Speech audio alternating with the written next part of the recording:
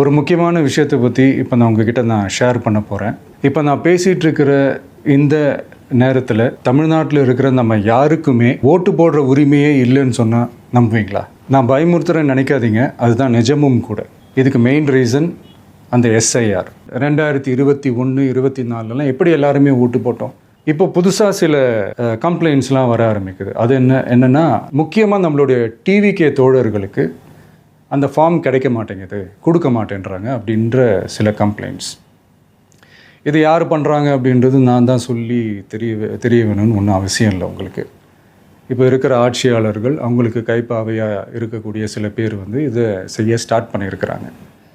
அதனால் my dear virtual warriors, இதை சாதாரணமாக எடுத்துக்காதீங்க. இது எல்லாருக்குமே அந்த ஃபார்ம் போய் ரீச் ஆகணும்.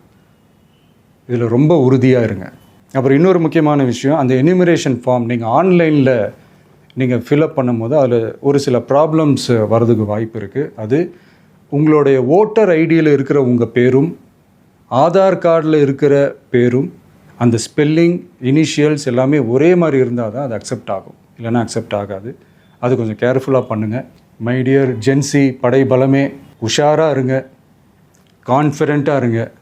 நல்லதே நடக்கும், வெற்றி நிச்சயம். மீண்டும் சந்திக்கும் வரை நன்றி, வணக்கம்.